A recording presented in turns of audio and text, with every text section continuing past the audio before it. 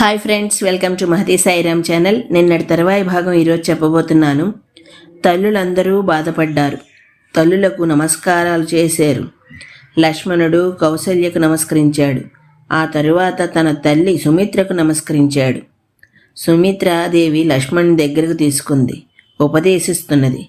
నీవు వనవాసం కొరకే సృష్టింపబడ్డావు.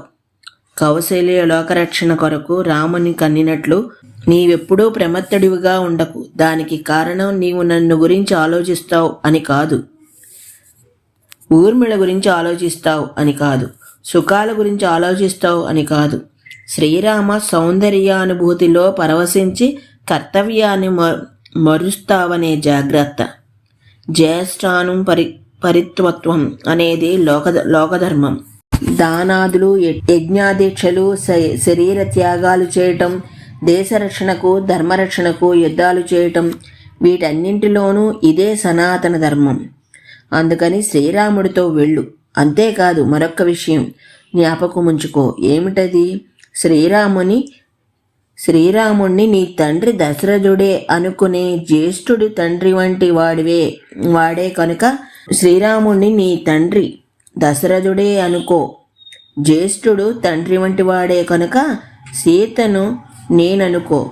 వదిన గారు తల్లి వంటిదే. అడవిని అయోధ్య అనుకో. సీతారాముల వెనుక సుఖంగా వెళ్ళిరా. శ్రీరాముడు శ్రీ మహావిష్ణువు, దశరథుడంటే విష్ణువే కదా. సీత శ్రీ మహాలక్ష్మి. మా అంటే సీత.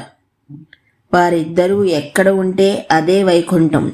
అయోధ్య అంటే వైకుంఠం. ఇది గ్రంథి. ఇలా మాట్లాడింది. ఇంతలో సుమంత్రుడు రథాన్ని తెచ్చాడు. సమయాన్ని జ్ఞాపకం చేశాడు. సీతే ముందుగా రథాన్నెక్కింది. సూర్య తేజస్సుగా ఉన్న రథం కృష్ణమైన మనస్సుతో లంకయందు రమించడానికి సీత ఆనందంగా రథాన్నెక్కింది.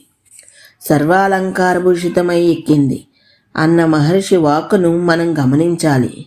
ఎంత కథను నడుపుతోందో ఊహించాలి. ఆ తరువాత అన్నదమ్ములెక్కారు. రథం నడుస్తోంది. పురజనులు దుఃఖంతో దారికి అడ్డు వచ్చి రథాగమనాన్ని సాగనీయటం లేదు. సూతుడా, రథాన్ని నెమ్మదిగా నడుపు, రామముఖాన్ని చూస్తాం అని అరుస్తున్నారు. రామునితో కలిసి వెడుతున్న లక్ష్మణుని అభినందిస్తున్నారు. ఇది నీకు గొప్ప సిద్ధి, మోక్షకారణమైన సిద్ధి. ఏమిటి యోగం అంటే భార్యాసుఖ పరిత్యాగ వైరాగ్య భావం. ఇది నీకు గొప్ప అభ్యుదయ హేతువు. అభ్యుదయమన్న మోక్షమే. ఎలా? ఉదయమందుండిపోవడం, ఉదయించినట్లు అస్తమించినట్లు కనిపించకపోవడం. ఇదే నీకు స్వర్గాన్ని పొందించే మార్గము. స్వర్గమన్నా మోక్షమే. స్వర్గతి అంటే ఆత్మసాక్షాత్కార స్థితి కదా. ఆ ఆనందమే ఆనందం కనుక ఈ మార్గాన్ని అనుసరించు. ఇక జారకు. ఇంతకీ ఆ మార్గం ఏది? శ్రీరామ మంత్రమయ భావం. శ్రీరామ మంత్రమయ భావం. ఇది లోకానికి వాల్మీకి మహర్షి చేసే ఉపదేశం. దశరథుడు భార్యలతో బయటకు వచ్చాడు. రాముడు రథాన్ని తొందరగా నడుపు అంటాడు. సకల స్త్రీ జనం కంట నీరు పెట్టుకుంటున్నారు.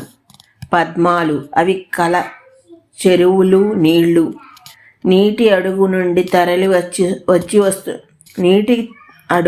తరలి వస్తున్న చేపలు. ఇది అంతఃపురం. అంతఃపురమంతా దుఃఖంలో ఉంది. రాజరాజ స్త్రీలు ఆ రథమార్గాన్ని అలాగే చూస్తున్నారు.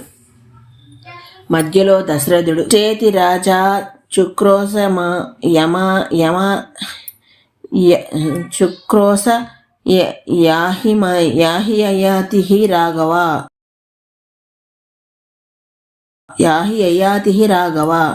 రథాన్ని ఆపు అంటాడు. రాముడు పోనీ అంటాడు. మధ్యలో సుమంత్రుడు నలుగుతున్నాడు, శంకిస్తున్నాడు. రాముడు ఉపాయం చెప్పాడు. తిరిగి వెళ్ళిన తరువాత రాజు నిన్ను అడిగితే నాకు మీ మాట వినడం లేదని చెప్పు అన్నాడు. ఇది ధర్మబద్ధమైన మాటే.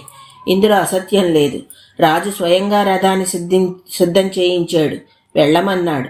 ఇంకా ఆగమనే అధికారం ఆయనకు లేదు. ఈ ఆగమనటం ఉన్మత్త స్థితిలో మాట. ఉన్మత్త వాక్యం అనుసరణనీయం కాదు. నా శ్రోషం అనే మాటకు పట్టించుకోలేదని అర్థం. ఈ రోజుకి ఇక్కడ తాగుతున్నాను, మీతో రేపు చెప్తాను. అంతవరకు ధన్యవాదాలు.